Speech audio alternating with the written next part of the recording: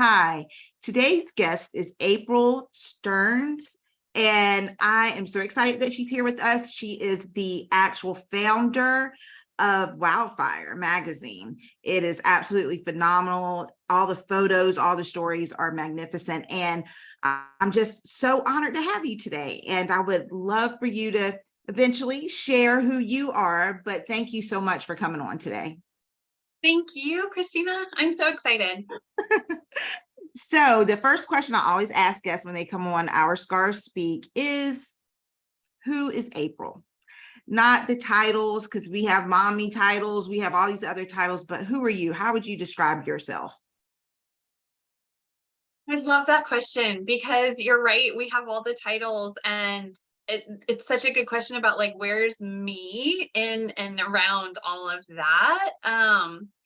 So I would say I'm a writer. That's kind of my first, the first place I go to make sense of things that have happened to me and to chronicle the things that are happening to me and kind of where I always come back to. So I'm a writer, but I am also a mom. I have a teenager and a dog. I guess always feel like I'm also his mom. He needs a lot of help along the way too. Um, and I'm a Californian. I live in Santa Cruz, California. Wow. So I love California. I actually envy you because our daughter is over in San Diego, and I love it. She's well, actually in La Jolla because she goes to UC San Diego. Oh, She yeah. just graduated. So yes, I envy you. So, so that is who you are. And also something else that I wanted to always capture when I do interviews is the fact that a lot of times, as you I'm sure know as well, when you do these other forms of interview settings, they have to get straight to the point. How was it when you found out you had breast cancer? And then they move from there. I like to ask my guest also, what was life before breast cancer? Because there was a before breast cancer with us. So if you would just touch on that as much as you like, how was life before you even found a lump? Just how everything was kind of flowing for you. Yeah, it was a really exciting time in our family. We had recently had a baby, a child, had finally come into our lives. And it's interesting to think back on that time because I almost remember it to the day Mm, because we had finally moved out of, babyhood and we're more into kind of toddlerness. And I just felt this incredible sense of freedom. Like life was kind of getting going again after feeling so like everything got turned on its head when she was born in the most amazing way and also in the most challenging way. right. Logistically it was harder to do adventures and to go and do things. It was harder to work. Everything was harder. And then I felt like I kind of crossed this threshold where it became manageable and I could suddenly see my whole life opening up again and the adventures we could have, and I could see my friends more, I could work more. And also, like body wise, I Mhm. kind of felt for the first time in my life, my body made sense. Like Mm, the curves, like having a baby, breastfeeding, it's kind of just clicked. Like, oh, like that's what this body is for. And right. so, right before I was diagnosed, I felt really good. I felt good in body, felt good in my life. I felt like I was just on top of the world. And I've heard that from others too. When that Yeah. diagnosis comes, it feels like worst possible timing. Right.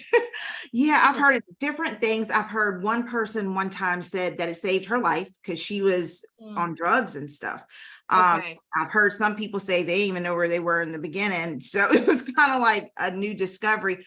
But it sounds almost like with you, you were at a place of where you had rediscovered yourself in a different sense. Yeah. And then also I kind of heard like you had control now, like you were getting back in control of your life, but also knowing who you are in a different light now, and really, adding up this is what my body's here for, type situation.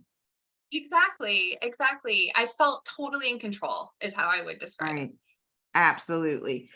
Okay, so that's interesting because honestly, that's kind of where I was in life. New job, new opportunity, had a business, everything was thriving. I always say it was like a thriving point. So what led up to, if you're, as long as you're done telling that part of that story, what led up to you even, like, how old were you, and what did you find a lump? Like, how did you even discover to even go to the doctor, or did you find out by the doctor just from a visit? Yeah, no. So I was breastfeeding still. Even though my daughter had moved into toddlerness, we were doing extended breastfeeding. And so I found my lump myself one night when I was just literally breastfeeding her. Um, Others who maybe have breastfeed could relate to, it's a time when you're kind of more familiar with your chest, and I was more like hands-on, touching my chest more than I ever had been in my life. I was not one of those people who did regular exams. I'm kind of ashamed to say, but at that time in my life I was very familiar with my chest, and massaging milk down, things like that. And so on that particular night, I was nursing her to sleep, sitting on the couch and kind of doing my regular, massaging, and just felt this lump that I had never encountered there before. Later, my oncologist confirmed that it was a very fast growing kind. And so it was very likely not there when I had, touched my breast before, not in a way that was, evident to me that something was out of place there. And of course, we go back through our minds and our stories, and I Mhm. realize in retrospect, there maybe were some other signs that I just wasn't picking up on. But that night was kind of the start of it. I was 35 years old, barely. I think there was one, I might have even been either the week of my birthday or just like right Oh, after.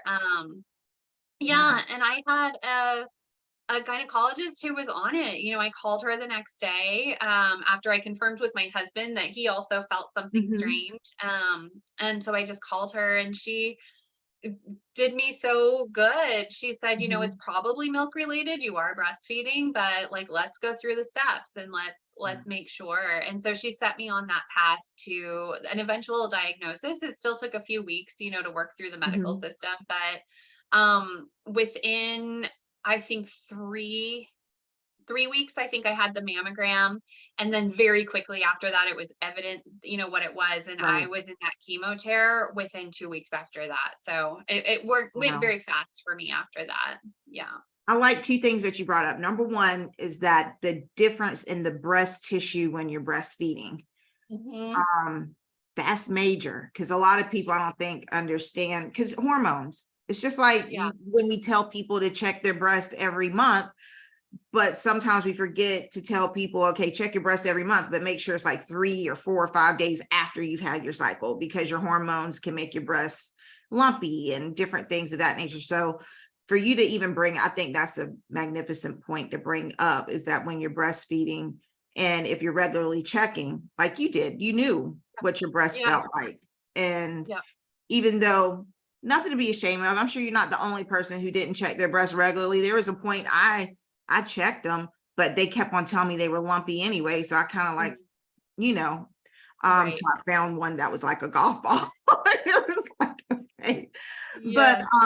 the other thing that I thought that was good too is, were you in a different, when you were sitting, was it regular position, or was it a different type of position where the lump may have been a little bit more prominent? That's such a good question. That part, I don't know that I was necessarily sitting in a different position, but my lump was high. It was like around like 1 o'clock or so, on my breast. Mhm. And that might have not been a spot that I was regularly checking since it was so high. So that might have also been different on that night. Wow. And you brought up about your husband, which some people don't think of. Let me Yeah. ask my husband if they, and that's just a real thing to do. And it's nothing to be ashamed of, because sometimes it seems like people are taboo about discussions about sex and things of that Mm. nature. But yeah, our husbands are the best checkers in the world. Like if they know something different. Totally, exactly. I remember, that night I put my daughter down to sleep when she was finally asleep, and just went right into the bedroom and said, "Can you feel this? And tell me, if you recognize it." Because yeah, I mean, he does have experience touching my breast, you know, so Right. he would know. And I will never forget that the blood just drained out of his face, and he Mm. said, "What the F is that? Like, that was not there before." So yeah, it was good confirmation. Yeah. And I tell people who are married or have a significant other, let them check you. Like, let them Yeah. check you, let them look at you. Because my husband's response to me one night, I didn't even realize he realized it. He was like, why is that breast larger than the other one? Just Oh, from vision, from looking at yeah. me. So yeah, they're about the probably the second best checker than we are, minus the doctors. But Exactly. yeah. Yeah, yeah, and you raise a really good point too about historic, right? Like, he had Mhm. been seeing your chest and so could see the changes that might have been more subtle to someone who was just seeing you for the first time, or Yeah. something like a doctor, you know? Yeah, because a lot of times doctors will say, well, one side is usually larger than the other side, Right. especially if they've never seen you before, like you just stated. And if you have a new doctor or a doctor filling in, they could easily, you're fine. Because I Right. know I heard that when I had complained about one being larger than the other. And then the lumps, which I'm thankful your doctor did not take that as, oh, you're breastfeeding, so Right. let's just wait, because especially if it was aggressive. So you get to the doctor, and what did they do at the point on your first appointment? Yeah, so when I first started out at the gynecologist, Uh-huh. that was just a manual, exam where she was just feeling what I was feeling. And then she scheduled me for a mammogram.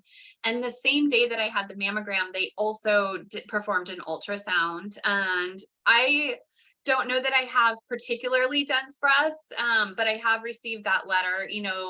I think a lot of people in California at this point, and maybe elsewhere, have received the letter that says FYI, dense breasts and ultrasounds work better than Mm-hmm. mammograms. And so that day I had a mammogram that led to the ultrasound. And unfortunately, I went by myself. And so that was one of the worst parts about my Yeah. experience, was that I was alone by myself for probably a half hour in the ultrasound room, between the initial, like, the tech came, performed the ultrasound, and then said I need to go get someone, and then left for a very long time, and left the image on the screen. And I didn't know what I was looking at, but I could see that big black circle on the screen that probably wasn't supposed to be there. And Mhm. that was a whammy on my mental health. I spiraled through some really dark places in that half hour. And after that, I said, I can't go alone anymore. But from there, they scheduled the biopsy. I think the biopsy was the next day. Oh, wow. And I remember, even at the biopsy, the radiologist told me that it was breast cancer. So before they did any kind of any further screening or understanding of what type it Mhm. was or anything like that, he just said, this is looking like breast cancer. And so that was another surreal moment. I remember lying on the I guess a gurney, face down, with my breast kind of Mhm. hanging through these holes, which, first of all, talk about feeling like Yeah, dehumanized in the first, like, moments, right? that's the worst. Yeah, Mhm. it's the worst. And I remember that the radiologist was on one side of me, with the tool, Mhm. that was performing the biopsy, and then there was a nurse on the other side, and the nurse was actually crying while this was being performed. And I felt so out of body, like, I didn't know what was happening, but clearly it must have been really bad if she's crying. She was also offering me child support for my child. I didn't know her or anything, but I was like, "Oh, I must be Oh, dying." Like, like, it was a really bad experience. Um, wow. yeah. Yeah, I ended up sending a letter after the fact to talk about both being left in that ultrasound room, and then this experience, like, of just terror, that happened. My husband was with me during that biopsy, but, you know, having someone crying next to you when you're hearing that news is really scary. So, yeah. Yeah, because your husband couldn't be in the room with you, I'm sure, for the biopsy. Um, you know what? I think he actually was. This was Oh, in really? 2012. Okay. Um, yeah, so prior to COVID and changes and things like that. And I believe that he was there because I remember feeling like, oh God, like, is he going to be able to look at me the same way after seeing me like hanging through this, like, Ah, yeah. yeah. But he was terrified too. You know, he did neither of us, we were young. We didn't have any experience of anything Yeah. like that. Yeah. It's such a psychological trauma. And thank goodness they're talking about it more, because at first it was a lot about chemo brain, which, not to say, I always give this little disclaimer, not to say or take away from anyone who's been through chemo that it does not affect the brain and the whole entire body. But they're finding, psychologists and stuff, there's a cognitive impairment, and they're now categorizing chemo brain as the whole entire trauma of going through cancer from the point of even hearing the diagnosis, which is Oh, wow. Hmm. absolutely phenomenal. Um, Yeah. so okay, so I want to back up a little bit, because so you had the ultrasound, the mammogram. I know sometimes they have a tendency, something's wrong, because I don't know if they did this to you, but they'll start going, like, you might have the tech, and then they'll go, oh, I need to go get the radiologist. Then they bring the radiologist in, then they disappear for a minute, and then they come back. Yeah, that's traumatizing, because whether you know about the medical, how they operate, or as in the medical profession or not, it can still be traumatizing. From you, I'm Yeah. sure you're like, what the heck is going on? For me, I had worked in the medical field, so I'm like, oh, this is no giver. This is Uh, no brainer. It's something's wrong. I can't imagine, especially you being there by yourself. yeah. And I've thought about like how that could have been better for me. And, Mhm. more communication would have been nice, like just to make me feel like a person. Right. Because I immediately felt less than, like, okay, the professionals are going to tell me what's going on. And when they're not communicating, I felt like I didn't um like deserve or warrant an explanation. But then I was thinking too, like there could be some things in that room to make it easier if it isn't a necessity that you leave someone alone. Maybe there's I don't know, a coloring book, it's just a few things to occupy yourself, and Mhm. the explanation of, I'm so sorry you're going to be waiting, like this is how it works, this is what we have to do, and Right. just a little more communication. But yeah. It is, because I remember, just working in the ER and people waiting. And I'm like, can we at Mhm. least tell them, like, Right. that we're busy with something, versus just having them sitting out there for 3 hours, and they may be Right. waiting on test results. Um, Right. and in your situation, I think in all these situations with us, especially with, if you know that there's a potential chance that this patient could have cancer and that's why they're coming in, because by now it seems like they probably would have known that there's a suspicion Right. of a lump in this Yep. woman's chest. So why not tell her, you know what? If you have anxiety or you feel like you may get anxious, you're more than welcome to bring someone with you. Right. Exactly. Something as simple as Exactly. that. Exactly. And, also, like, this is how long these kinds of appointments take, because, when you've never gone through it, you might think you're just going to be in and out and on to Right. your next thing. And yeah, you don't think, oh, I better bring someone with me just in Mhm. case. Yeah. Or when you had the ultrasound, like you said, that Right. they told you, oh, this looks like cancer. What if your husband wasn't there? Because that's a bad Right. feeling when someone tells you. Right. I've had that experience where they're like, oh, and you're sitting there by yourself, and you're like, Mhm. oh, what Yeah. on earth? And then you're supposed to drive somewhere after that too. Like, yeah. Yeah, so yeah, those are very good points. And I'm glad you actually took the initiative to write them and tell them about your experience, because I think it takes all of us as a collective to be able to express ourselves. And I always believe in respecting other people, even if you feel like they did you wrong, respecting them and letting them know, hey, look, this is how I felt. And I just want you, I want to give some clarity to you about how I felt and why I felt this Exactly. way. So I think Exactly. that was great. Yeah. And you're such a Yeah. great writer, so I'm sure the letter was beautiful. Thank you. It's interesting because since then I've also met people who've had, difficulties with diagnosis or various experiences through, and I have helped people write those letters. And it's a balance between expressing your feelings but doing it in a way that you could be heard, Mhm. and that's sometimes hard. So it also, for anyone listening to this who has a letter to write but hasn't yet, like, it's okay if it takes time to kind of get to that point too. Yeah, because some people never do. I know, just like some people never even share with anyone that they've gone through breast cancer. They just don't want to talk Yeah. about it or whatever. So it's not something you have to do. It's just something that if you feel like doing, why not? I Yeah. just believe that it's easier to be respectful in those situations, even though they hurt you, because they're a little bit more receptive to listening versus coming out with Yeah. aggression. They're going to shut down immediately. Exactly. Exactly. Yeah. So you get this diagnosis. So they told you then right there when you had the Yep. biopsy. Yep. So did you get a follow-up phone call, or did they tell you to come into the office to have that consultation at the table, or how was your experience after that?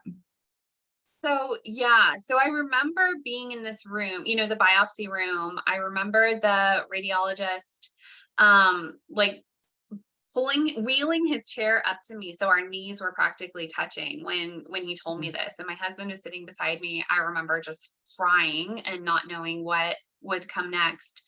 And then I think what came next, and you'll have to forgive me because it was 11 years ago, but I think that what happened next was I got a referral to the chemotherapy oncologist. Mhm. And he became kind of like the hub, from which all my other treatments stemmed. And so I remember meeting with him and then learning more of the details. He had by then the pathology, and he laid out like, this is what we would recommend. And I was recommended for chemo to start first, then to have my surgery. And it was recommended that I have a mastectomy. My tumor ended up being 7 centimeters. Wow. So it was pretty significant. Yeah. And it was HER2 positive. So that was why it was, it had grown so quickly, and why he felt confident to say that it probably hadn't been there before. Mm. So I was recommended to start that chemotherapy. And like I said, I think it started within just a couple weeks. They got the ball rolling really quickly. And yeah. And from there, I just turned myself over to him, and Mm. just followed what he put forth for me. And then later had a mastectomy. I had a unilateral mastectomy on just Mhm. one side. And then I did radiation too. So all told, my treatment was about 13 months, because I did for her too, you do a year's worth Mhm. of treatment, but then I didn't do any of the hormone treatments or anything afterward because mine was hormone negative. Okay. So with the treatment, well, what actually made you even do the you was it you had the Unilateral. unilateral Yeah. unilateral mastectomy? What made you even come to the conclusion and first of all, did they give you all the different forms of treatment and surgery that you were entitled to? And then what led you to the decision that you chose? Yeah. So for me, starting with chemo meant that I had about 6 months to kind of figure out what I wanted for my surgery options. Right. Um, I didn't know anyone else young. I didn't really know anyone else who had been through breast cancer. Besides, I had a grandmother who had metastatic breast cancer. And in retrospect, I realized I kind of know some of the things she went through now that I've been through it, but I Right. wasn't aware of that as a child. And so my main motivations in determining the type of surgery I would have was, they told me because the tumor was so large, mastectomy was my best option. They didn't really think that a lumpectomy would be good. Mhm. And in terms of bilateral or unilateral, I really hoped to have another child when I was through with Mm. treatment. And so I really wanted to preserve a breast for potential future breastfeeding. I mean, at that point, I really couldn't envision that my life was going to be that different from what it had been before. So I figured, cut off the one that was infected and move on Right. with life. That's what I thought I was doing. And I didn't receive any input that made me feel like I should. There was nothing else going on with that other breast. And the one thing I will say about my surgery is I don't really remember a lot of discussion around like other options besides implant or just Mm. flat. So I Mhm. didn't know that deep flap existed. And perhaps, I mean, I don't know if it existed in 2012. I guess maybe it I wasn't a think lot of. think it did, but I think it wasn't a lot of doctors doing it. Like my doctor, she gave it as an option, but she said, I will not do it because she doesn't like having anybody under that long of Okay. anesthesia. So I think Okay. some of them may have not been specialized in it or didn't want to touch it. Yeah. What I remember primarily with my discussions around that was what was going to get me back to the business of parenting as Hmm. quickly as possible. I was starting to hear stories of people having to have multiple revision surgeries with implants, and I didn't want to do that. And so I opted for a flat closure. It wasn't called that at the time. I just explained that I didn't want an implant, and I got really lucky that my surgeon heard me and he gave me a very clean, Hmm. flat result. And I wasn't for years later that I learned that people had to fight for that. So I feel very lucky that I was heard and I got what I wanted, and I've been very happy with it since. Wow. Yeah, because yours it looks really good. I've seen Thank your you. pictures and stuff. It really does. So with so since you still have the one breast, what did they say? Did they go over like potential recurrence with you, Yeah. the percentages and stuff? And what did that look like? Yeah, so they told me my rate of or chance of recurrence was really high because I was stage 3C at that point. And so that was based on the size of the tumor itself, and it had already traveled into lymph nodes. And so they let me know that the chance of reoccurrence was high on the side that had the cancer. And then what the information I received was that my chance of developing another cancer on my right side was the same as another person walking Mm. around. And so I decided to take that risk and that chance. And I do feel personally that my chance of recurrence is probably, if it will happen related to my primary. And then they also set me up to have, I was going for a time, I'm not doing it now, but for a time I was alternating between a mammogram, once a year, but then Mhm. also every 6 months or so having a MRI on that remaining breast as well. And I did that for probably the first 5 years. And then I Okay. stopped doing that. So I now still have the mammogram, but I don't have the other scanning. Oh, wow. So you were getting MRIs every 6 months? Yeah, it was really frequent for a little while Mm. there. Yeah. Yeah. So how many years was that they did? Did they do that for the 5 years? I think so. Yeah, going back to the Wow. chemo brain, I'm not totally No, sure you're now, fine. You're but fine. yeah. You're fine. I think all of us, when we come on, it's like, oh, wait, hold up. Like, I've seen that Yeah, happen to a lot of us, and yeah, it's not a problem. I know for me, I mean, it was a lot of discussions with my oncologist, and kind of like that kind of that slow like weaning off of me seeing him all the time as I started to have more and more years out from my initial Mhm. diagnosis, and like trying to couple like my comfort level, right, with like decreasing those scans with decreasing seeing him so much. And for a long, long time, he was trying to like kind of move me towards seeing other specialists because I was literally using him for everything. And he's Yeah. like, no, you actually need to go back to your gynecologist now. But yeah, it was a long, slow process because I mean, I think a lot of people can relate. It's very scary to be handed back your Mhm. body and just told to go on somehow with your life. And, my oncologist thought it was reassuring to tell me, well, you caught your cancer the first time, so you'll catch it again. And I Right. just felt terrified by that. That felt like a lot of responsibility for me, Mhm. So yeah, we had to work on that. It is so scary. So before I ask that, were you BRCA1 or BRCA2? I can't No, remember. no genetic. I have a variant of unknown significance, and my dad did have pancreatic cancer. Like I said, my grandmother had Right. metastatic on my dad's side, but so far they haven't identified what that genetic mutation might be. Are you getting genetic testing ever so many years now? Yeah, I did. So I'm behind now, but I did it twice, Okay. initially, and then I think 7 years later. And so I Yeah. could do it again now. Yeah. Okay. And yeah, so to circle back around to what you were saying about the doctors and like I did not it was like I regressed as you know how children you like they have separation anxiety when they start going to daycare and school and the parent does Right. a little bit. I swear, and I'm sure that's what you're kind of, it sounds like you're talking about too. It was like, what do you mean? We're going to every year now, like what?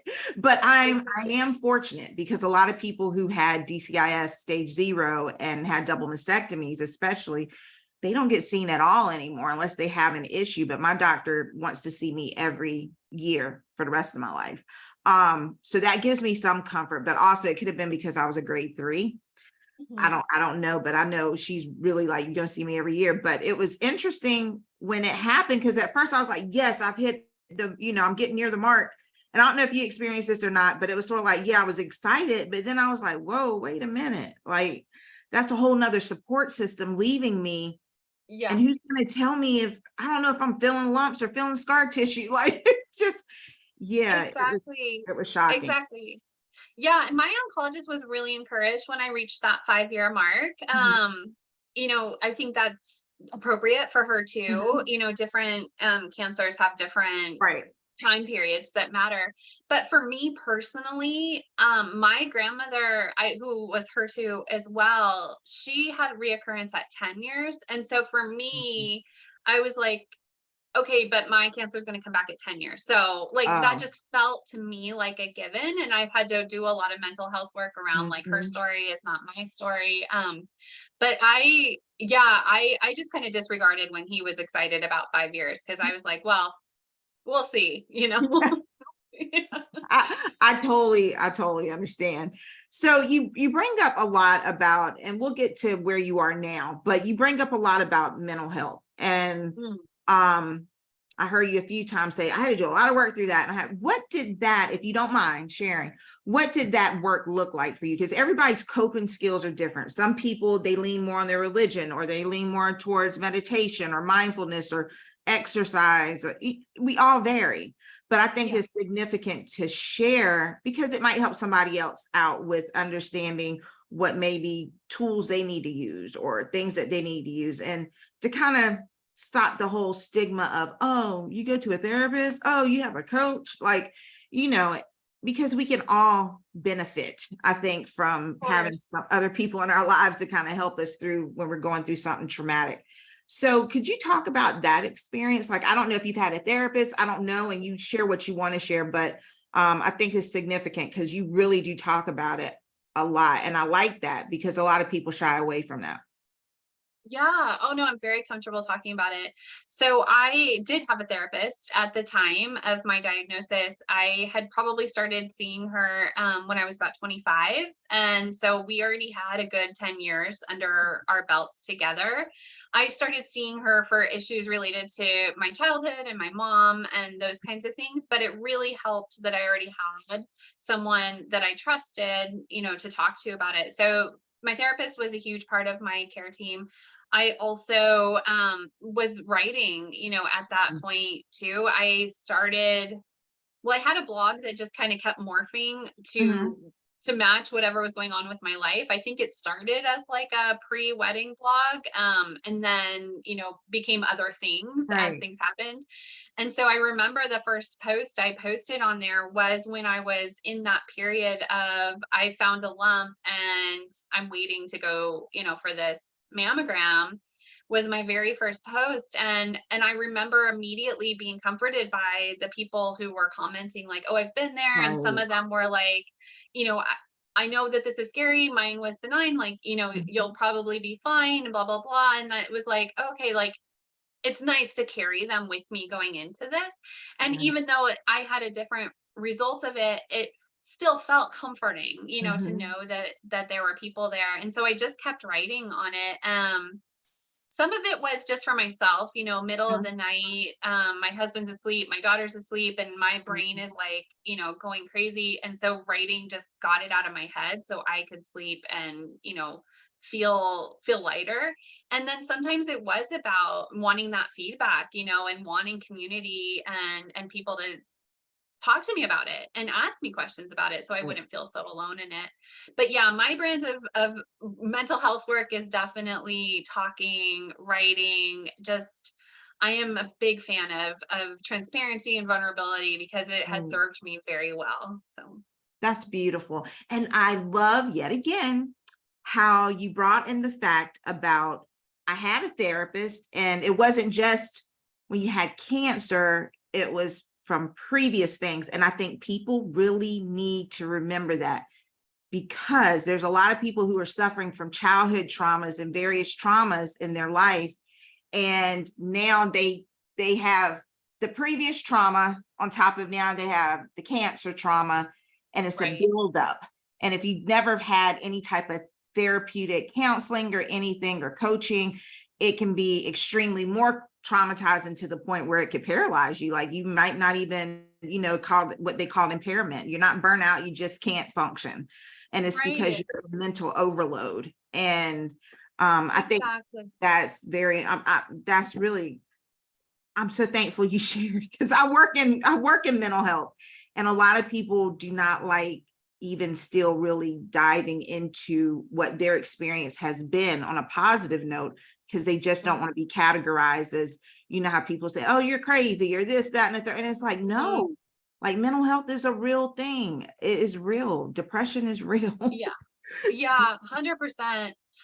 And I'll just to piggyback on what you just said, I think it was really helpful that my therapist knew me before the cancer, because then when the cancer came along, we could talk about me as a whole person and not just that diagnosis. And she just knew kind of what mattered to me at my core. And this is something I work with people on in kind of reclaiming their stories. But you receive this cancer diagnosis, and you receive the story of that cancer diagnosis from your doctors, and they're using different jargon, they're showing you these images, and it can be very othering, and so it makes you not sure how you feel about the story. And maybe certain parts of that story have more significance to you than, say, your doctor, who's very focused on their specialty.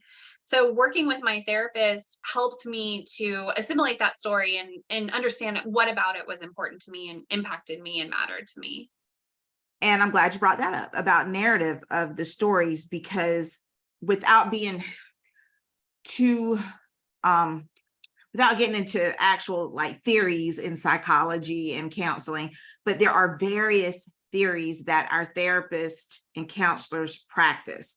So going into therapy, anyone out there who's trying to go get therapy, you have to know what your therapist practice. What is her theory of practice? Because if it's a theory, which I'm not going to the various ones, but if it is a particular theory that focuses on before your past, that can be good. But if you're trying to focus on right now, more reality theory, then you need to, if they can't handle that, you might need to find a different therapist. And I think that's sometimes when people, like you said, your therapist knew you had a rapport with your therapist, which is phenomenal, because a lot of people don't have a rapport with their therapist, or they're trying to build one.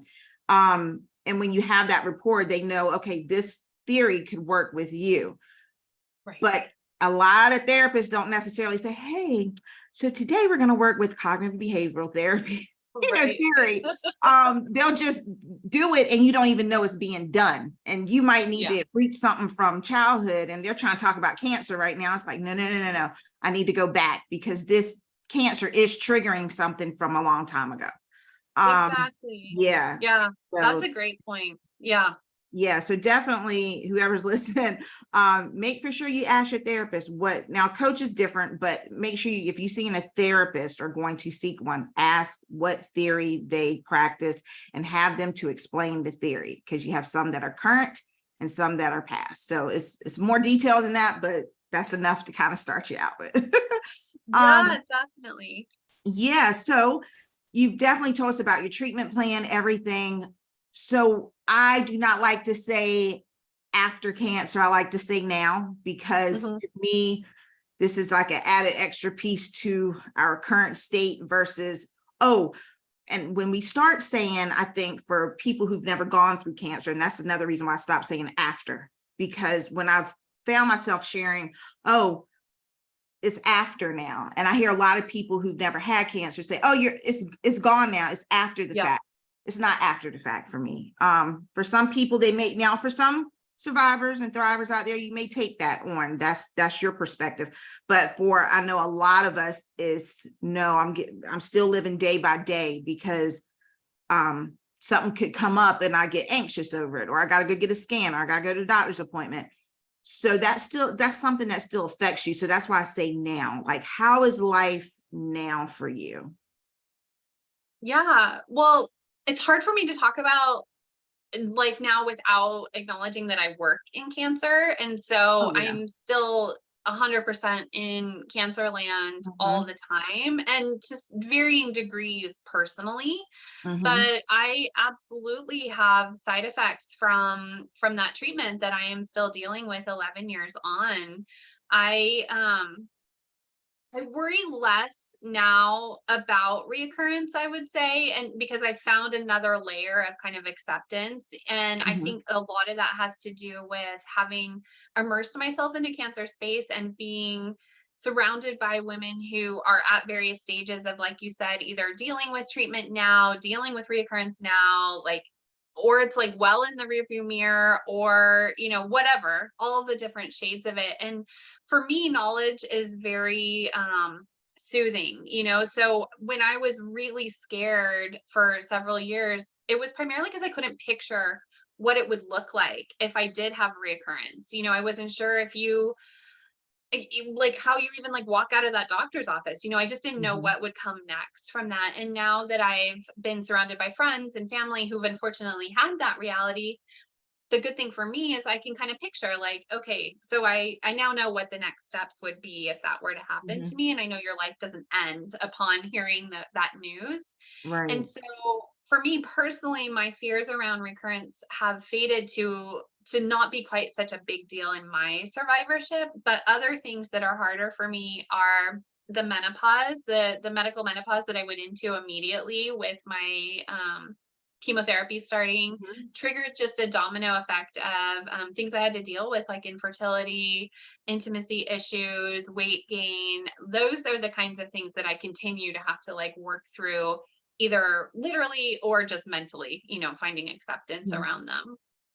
Okay. Yeah, I totally agree, because now a lot of times when you say after, oh, it's after, that afterward, for people who haven't gone through it, they don't understand, like, there's no after. It's like, No, it's now, it's currently exactly. what I'm Yeah, dealing with now, which, and then for those of us who are very much in the cancer community, trying to make sure everybody's being heard as well as ourselves, and advocating in our own respectful perspectives, or doing entrepreneurship, it's a part of us. It's a part of us, exactly. you know. Exactly. So Yeah. what are some of the things that you are involved in, if you don't mind sharing, or if you want people to know, like, where they can find you, what you're doing now? How did the magazine, how did the magazine come about? I know you say you were writing throughout all of this, but when did Wildfire actually come to existence and become birthed? Yeah. Well, so my wildfire story has a lot to do with that quote unquote after that you're talking about. Now. Yeah. Yeah. I because I believed my doctors, and I believed kind of the cultural narrative that you go through a diagnosis, you go through treatment, and then you go back to the person that you were before, or the normal you had before. Mm-mm. And so when that wasn't happening for me, I that those were the hardest years. I would say years like 2 and 3, probably following treatment, and not really having a path. Before I had that treatment path to follow, and then now suddenly I'm kind of left to my own devices, and I discovered I was a totally different person. My body was totally different. My plans for the future were different. I definitely thought I was going to be having another child, and so I thought something was wrong with me, that I couldn't just bounce back to that person that I had been the day before diagnosis came along. And then the other thing that happened is that my dad got diagnosed with pancreatic cancer. His diagnosis was about 2 years after mine. And then his was a totally different situation. Obviously, pancreatic and breast is different, but he was diagnosed stage 4. And so his life following diagnosis was not let's get through treatment, but like let's use treatment to hopefully extend life, and make those end of life decisions and things like Right. that. And I lived close to my dad, so I became his caregiver at that point, and I spent I spent Monday through Friday with him. He said weekends aren't for cancer, but Monday through Friday, 8 Oh, hours a day, I was with my dad doing all the things. And it was during that time that I developed this real appreciation for storytelling.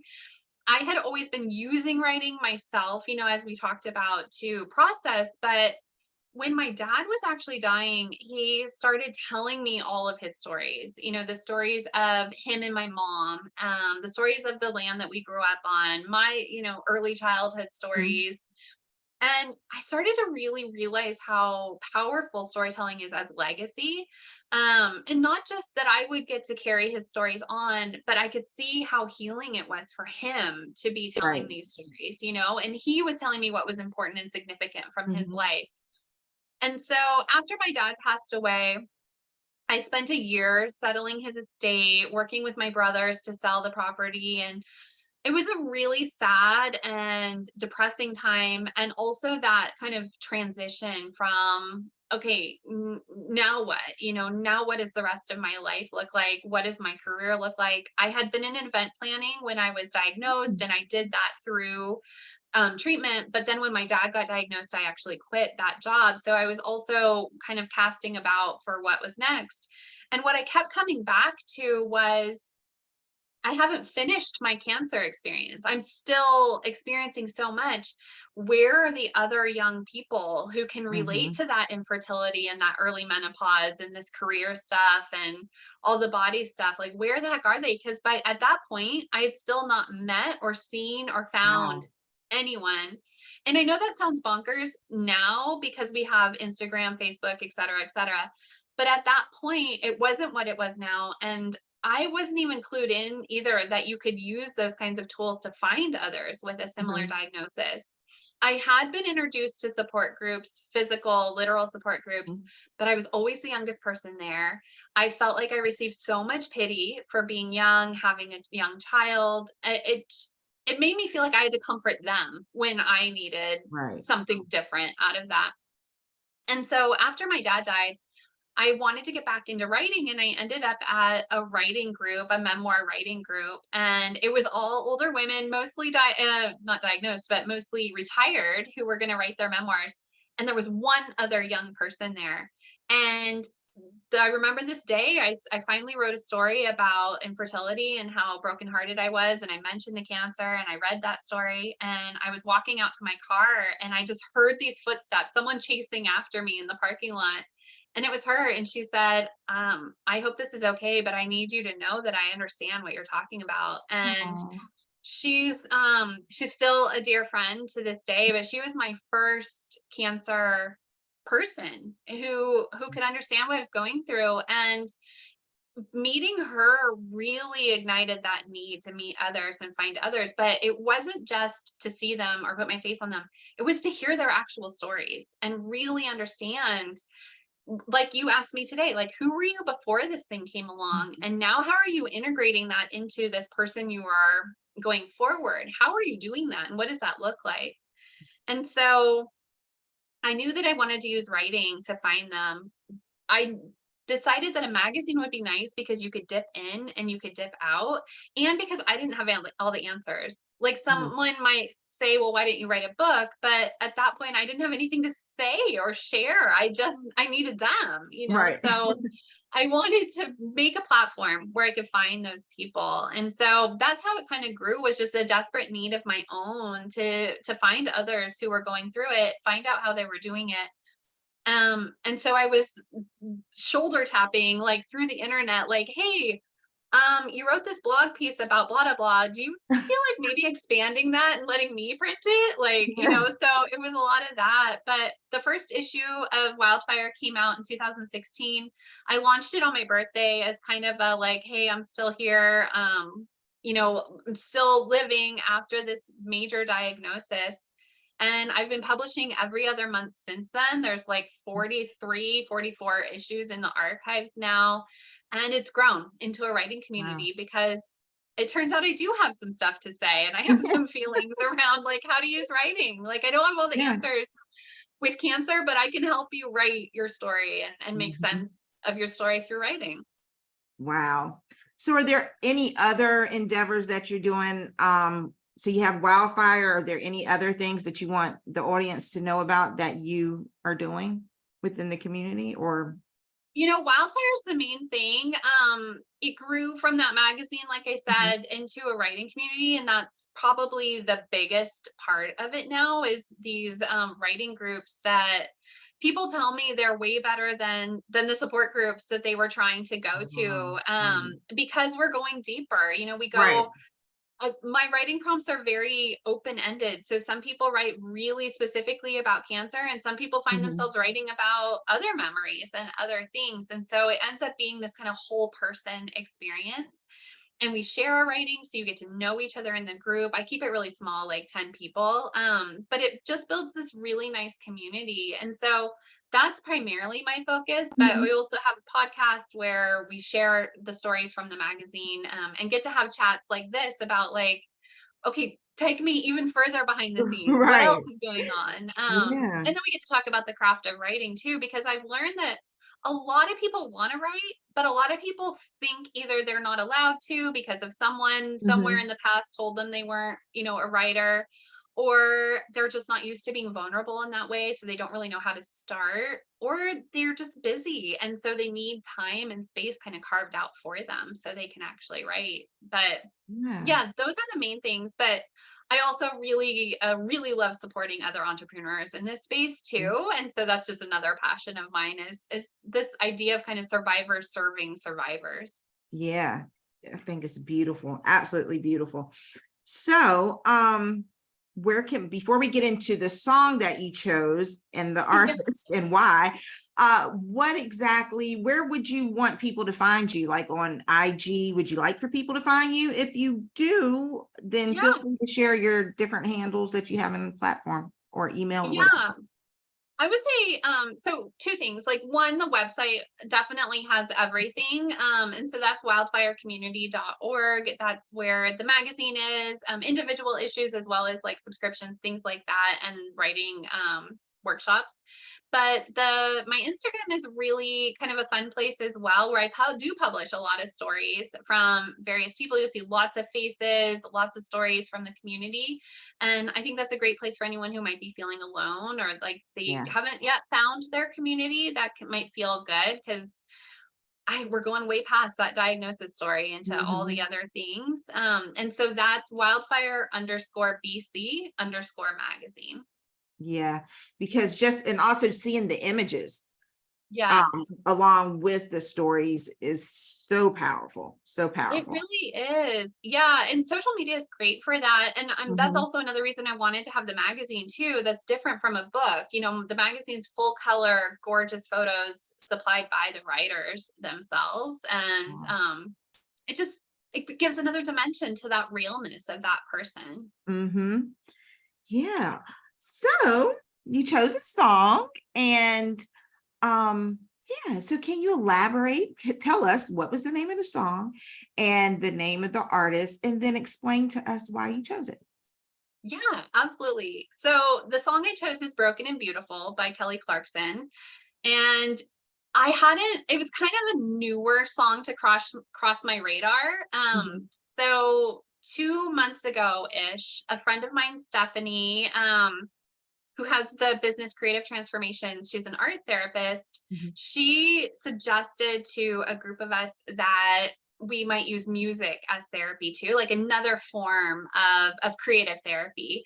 Mhm. And so she challenged us in the group to make a playlist to serve us in some kind of difficulty. And so at that point, I was feeling a lot of anxiety. And so I needed to build a playlist that would kind of quiet those fears, and just kind of help me realize that, right here, right now, this is fine. This is where I Right. am right now. And so I came across the Kelly Clarkson song at that time, and it just was like it had been written for me, just this idea of broken and beautiful, because I don't wear a prosthetic breast. So I have this asymmetrical chest that speaks about me to the world, that I have had breast cancer. And I have other various scars and things, you Mm. know, on my body that tell stories about me. And I really liked this message of, yeah, I might look broken, I might look different, but I actually really do feel beautiful. And in that brokenness is a beauty. And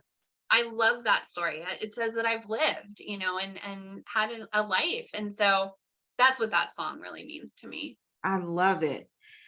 So you talked about like you have various scars, we all do, and they speak. So I ask every guest to share one word that they could leave the audience with, that it speaks to you maybe, or maybe you just thought of it, somebody might can use it, but a word that can help a person who has maybe an open wound and it needs to heal. Or maybe they have a scar that they look at every day and they may be ashamed, or they haven't gotten through, like they may not have gotten through the point of like, because it's still so fresh, it's still very fresh, it's still a scar, but it's still very fresh. Or it could be an old scar, and or it could be a scar that's just reopened again. What's the word that you can leave them to help them as they're healing through looking at their scars and their wounds that they have? Yeah, the word that immediately comes to mind for me is phoenix. And I think it has a lot to do with obviously, you know, with my business being called Wildfire, you know that like the metaphor of fire is very strong Mhm. for me, and this idea that there can be life after something like a fire. And so I like this idea and this vision of this phoenix to just, you know, let anyone listening know that you will rise and you will be something more again. And maybe it's finding acceptance in those scars as they continue to heal for you, but you don't have to be ashamed that the fire happened. It's about what you rise up out of that as. Wow, that's beautiful. Thank So I'm you. gonna share what I have to say to you. So I was thinking, usually I got some like, okay, let me think ahead of time, but it seems like the words don't come up till like I actually do the interview. But the word that I have to say to you, which usually is more than a word, it's usually a statement, but it's surrounding a word, and it's ambitious. You're Mm, very ambitious, not ambitious just for yourself. You're ambitious to other people as well. You want to see people succeed, and you want to see them succeed from the scars that have happened in your life.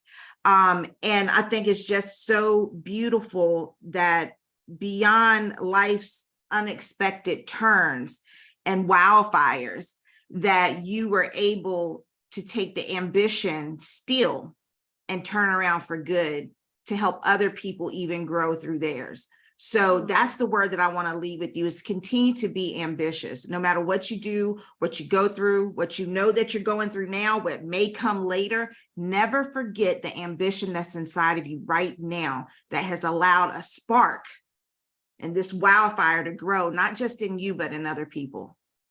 Oh, thank you for that, Christina. That you just gave me goosebumps. So thank you Oh, for that. you're welcome. You're welcome. Well, this is the conclusion of another episode here at Our Scars Speak. And I thank everyone who watched this. I thank you for joining us today, April. It's been very impactful. And I just hope that everyone gained something from this. And please check her out. She's doing magnificent things. Be a part of her magazine. You know, you got to tell a story somewhere. So I'll leave you with the fact that our scars do speak a story. And it speaks a story of what we've gone through mentally as well as physically, but they need to be told so that we can help other people with their wounds. So until Mhm. next time, thank you for joining us, and we love you, and we hope to see you again soon. Bye.